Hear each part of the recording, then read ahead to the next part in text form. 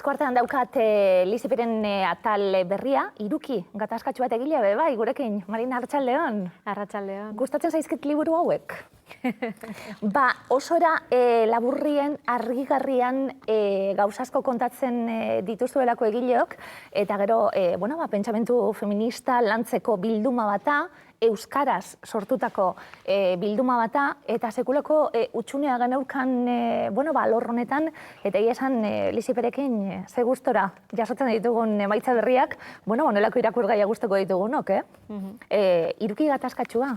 Zeri buruzkoa den galdetu behar dizut, apurtxuet pista ematen da azalien, etxeko eta zaintza lanei buruz arituko gara, etxetik kanpoko lan ordaindua enpleguari buruz arituko gara, askotan egiten den dikotomia hori, baina hirugarren elementu bat sartuko diogu, partaidetza gizartean eta partaidetza politikoan, apurtxuet nola baldintzatzen den, etxeko lan eta kanpoko lan horiek guztiak kontutan izan da. Apurtxuet gehitu diogu, ezta? Ekuazioari, irukiari sartu diogu, kanpuen eta era politikoan aritzeko lan hori bebai. Tesi zabalago baten parte da, liburuko ikergaia. Hala da, bai.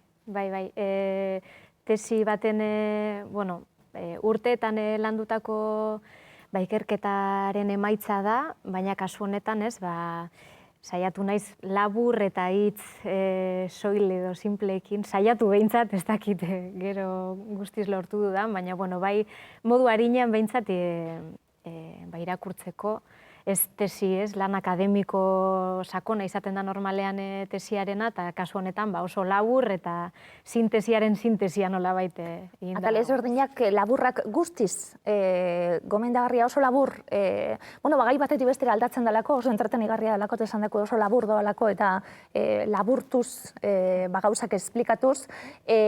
Soziologian doktorea zara, Euskal Herriko Unibertsitateko irakasle bai, baina feminismotik eta lanien urte batzuk bebai, eta azken aldizen ikerketa talde baten.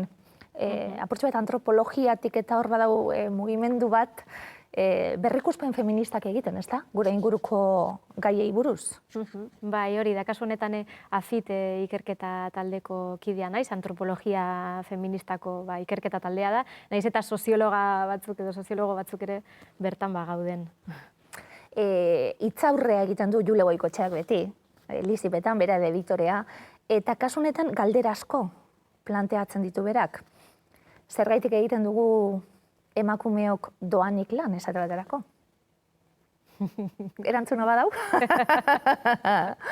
Bai, erantzuna badago, eta, azkenean genero rolen eta genero arauen barruan feminitatearen da maskulinitatearen genero rolei nolabait lotzen zaion mandatu bat izango litzateke. Zaintza lanak burutzearena maitasunagatik, baina arau ama on izateagatik edo zenide on, emazte on, eta bar on guzti horiek bete behar direnak, eramaten duten nolabait zaintza lan eta zaintza ardura guzti horiek bere gain hartzera edo asumitzera, eta azken finean lan izugarria da doainik egiten dena. Esfera pribatuan egiten dena, ez daukana, inongo kanpora begira, ez dizuna emongo inongo arrakastarik eta bar, apurtxo bete dopia presentza, hasten da abia puntuan, esaten gabiltzana, etxeko lanak egin, eta emakume askok momentu baten etxetik kanpo lan egiten dute be bai.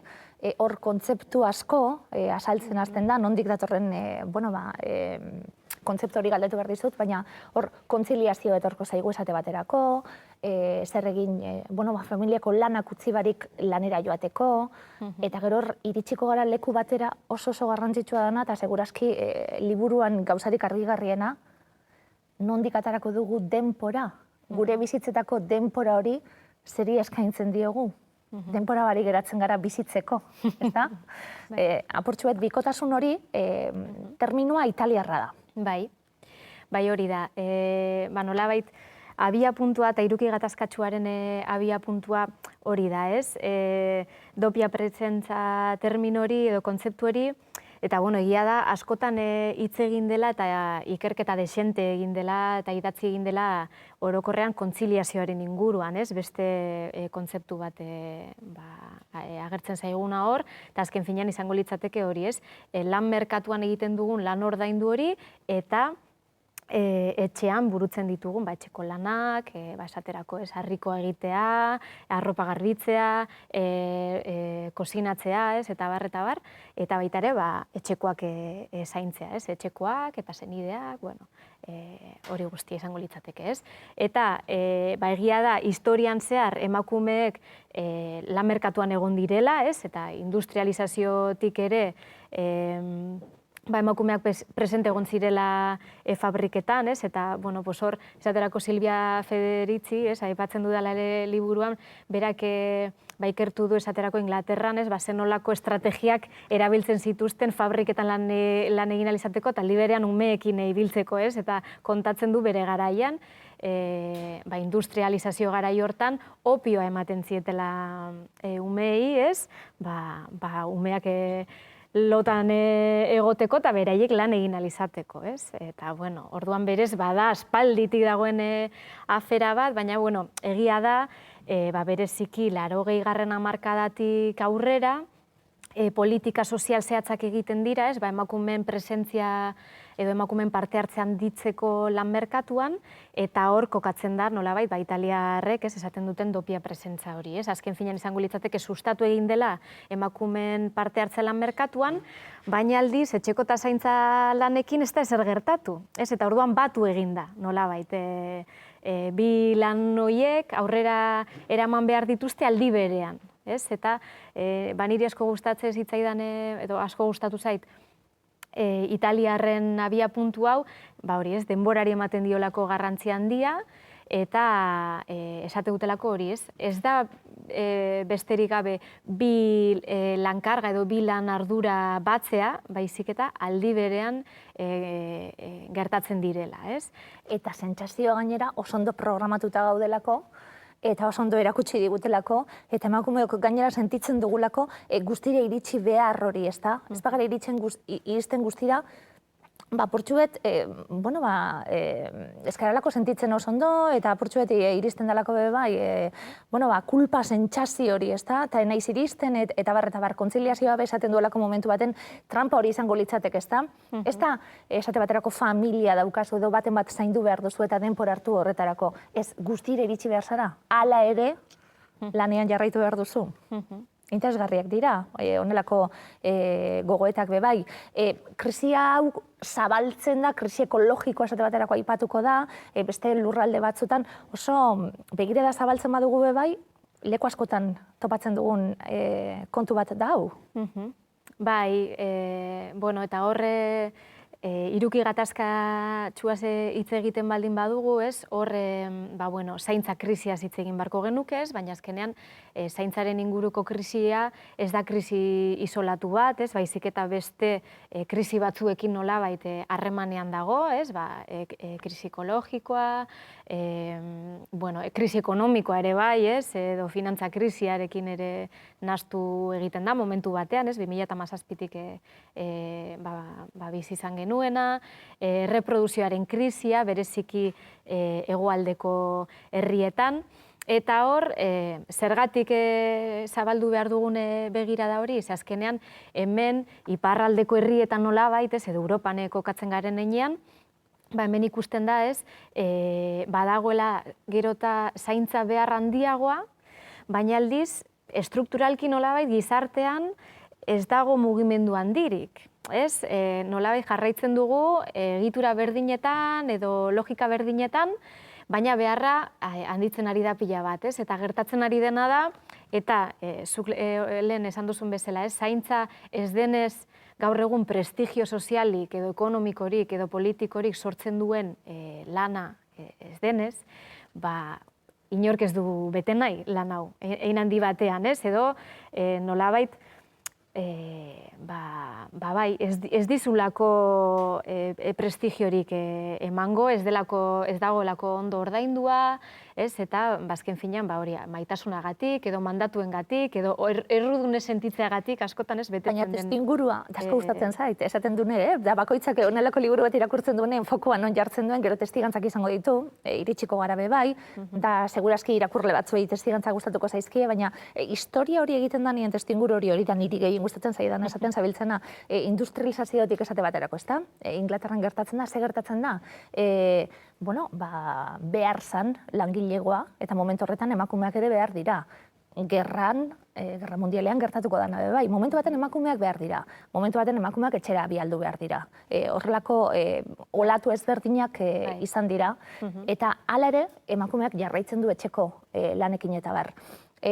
Apurtxoet, kokatu behar delako gure gaur eguneko gizarte honetan denbora dirua dalako esaten da momentu baten. Produzitu egiten dugu, gizarte kapitalista baten gaude, neoliberalismo baten gaude, hau guztia klabe hauetan ulertu behar dalako be bai. Lantolatuta dau, alik eta diru gehien egiteko sistemak. Bai, hori izango litzateke, ez? Eta hor ere, industrializazio garai horretan, ez?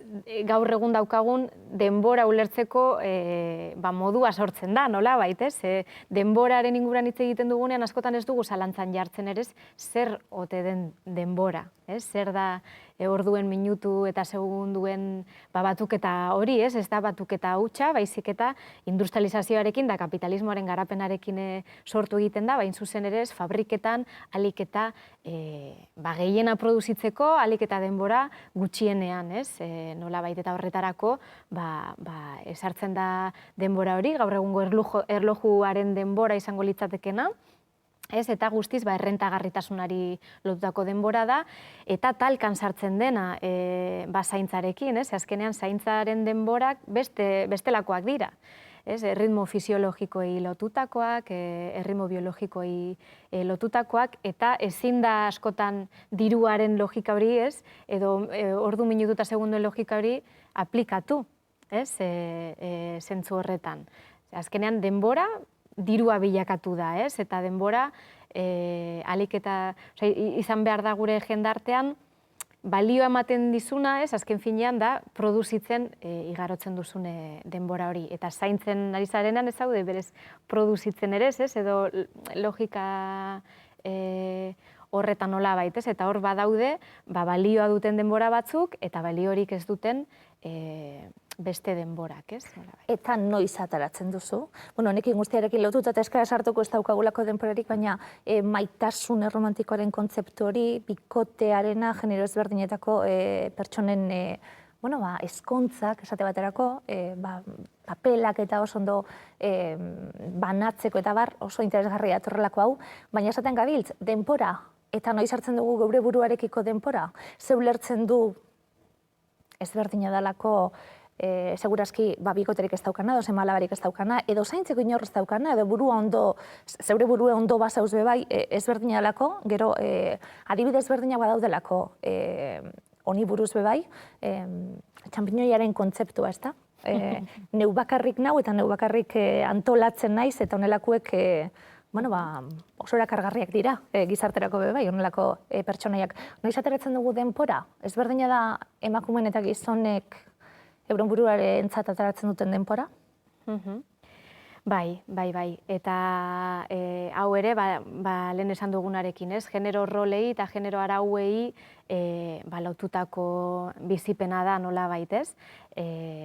Azkenean egia da emakumeak sozializatuak direla, feminitatearen role horiekin, eta nola zaintzari lotutako denborak izango dira, eta aldiz gizonenak bestelako denbora batzuk dira, ez horren besteen behar izanetan entratzen direnak, baizik eta gehiago norberaren denboraren logika horretan izango zirenak, ez nola bai. Politikan parte hartzeko murriztuta geratuko zaie denbora emakumeei, ondorioz. Bai, bai. Hori da, eta lehen esaten zenun txampinoiaren figura, ez? Hori Amaia Perez Orozkok erabiltzen du lan merkaturako, ez? Eta txampinoi langilean horri izango litzateke, egunero prestutasuna osoz aritu daitekena lan merkatuan, ez? 24 orduz, eduki behar duzu prestutasuna, ez? Beharrezkoa denean, horra agertzeko lan merkatuan, baina zergatik, nolabait, zure beharrizanak ari delako, beste pertsona batek kubritzen ditulako, ez? Edo bermatzen dituelako, horregatik alzara prestutasun osoz aritu, ez? Eta nik ikusi dudanaren arabera, kasu batzuetan, ez guztietan, ez? Baina parte hartze soziopolitikoaren eremuan olako figura ere topatu dezakegu, ez? Txampinoi militantea esan dio dana nik azken finean, ez? Eta hori izango litzateke prestutasun osoz aritu daitekena esparru horretan, ez? Ez daukalako ardurarik edo ez duelako asumitzen ardurarik zaintzaren esparruan, ez? Hori izango litzateke jende ezberdina, hala ere, eta, azkenien politikan aritzeko modu ezberdinak ulertzen dituzte, jende hauek batzutan talde ezberdinetan lanean ari den jendea, edo euren denpora lanean, ez dakiz lan deitzu, talde ezberdinetan laguntzen edo ari den jendea, baina batzuk nola ulertzen duten lan moduen, beste batzuk nola ulertzen duten bere buruari eskainitako denpora moduen, hor gauzak aldatzen direlako be bai. Bai, hor, genero ikuspegi batetik ikusten da esaterako, ez? Kasu guztietan, ez? Baina esaterako ikusten da emakumeen kasu batzuetan, ez? Parte hartzen dutela berriro ere besteen ongizatea bilatzen dutelako, ez? Esaterako, nire auzoan parte hartzen dut, edo guraso taldean, edo kultur taldean, euskararen aldeko taldean, dena delako, ez? Ongizate bat bilatzen dudalako, nire komunitatearentzat edo gertuko jendearentzat, ez? Eta besteen ongizatean nolabait jartzen dut indar hori, ez? Beste batzuek aldiz, parte hartuko dute gehiago, azken finean, besteentzako ongizatea bilatzen dudalako, baina ongizate horrek nolabait azkenean dauka eragina ere nire ongizatean, ez? Eta niri ematen dit ere prestigio sozial bat, ez? Errekonozimendu bat, handi batean, ez? Eta askotan ikusten da, rol maskulino eta femeninoen arteko ezberdintasun hori, ez? Eta hor esaterako badago beste kontaketa bat, kasu honetan emakume batena, ama batena, ez esaten duna. Nire denbora gehiena pasatzen dut, edo igaro dut nire umeekin, ez? Nire umeak zaintzen, eta orduan niretzako parte hartze soziopolitikoaren denbora da niretzako denbora, ez? Eta kasu honetan gainera ez du nahiko nerekoia da, ez? Horrela planteatzea, baina nik behar dut esparru honetan egon, niretzako denbora delako, ez? Oso interesgarria da, pentsarazi egiten dizulako, utopiak eta ukroniak ditu diozu, bibliografiaren aurreko atal horri bebai, merezi du onelako gaiak plazaratzi eta purtsuete ikertzi eta ikustie, nola antolatuta dagoen hau guztia eta segurazki zeinek hartzen duen honen guztiaren karga bebai, ez da? Apurtsuet horretarako liburua bebai, zei ideiarekin geratuko gara, guztiz gomendagarria liburua, hartu tita irakurtzen da, naiz eta guztia azpimarratu neure moduen, baina oso ondo ulertzen da eta oso argigarria da, zei ideiarekin geratuko gara, zergaitik honeri buruzko gogoetak egin, Marina? Nik uste dute liburuan zehar bai argi geratzen da ideia bat, eta gaur egungo egoerarekin lotura zuzena duena, eta da zaintzaren eremua nolabait ez, duina bihurtu behar delako, ez, eta balio eta prestigio hori eman behar zaiola, ez, bai ekonomikoa, bai soziala eta bai politikoa, ez, eta lan guzti horiek kontutan hartu, ez, gaur egun eskutuan mantentzen diren lanak dira, naiz eta oso garrantzitsuak izan, ez, eta pandemiaren egoeran oso argi ikusi da, baina horrek, naiz eta hori ikusi dugun, ez, horrek ez du ekarri oraindik ere, hori duin bilakatzea zaintzaren eremua, ez? Eta beharrezkoa da, ze bestela lankarga guzti horiek asumitzen dituzte nolabait goera okerrenean daudenak, ez? Edo emakumeak, edo beste herrialde batzutatik etorritako emakumeak zaintzakate global horietan, ez? Eta beharrezkoak diren lanak dira, orduan aitortu behar dira, eta banatu behar dira sozialki, ez? Eta esan dako, gizarte hobe baten eraikuntza horretan da pandemia egoera baten ze biderkatuta geratu den, esaten den gauza bakoitzak ze indar hartu duen bebai. Sorionak Lisipen parte hartzearen oso fanak gara bilduma honena, eta Marina, mila esker, hau zabera etortzearen. Zuei.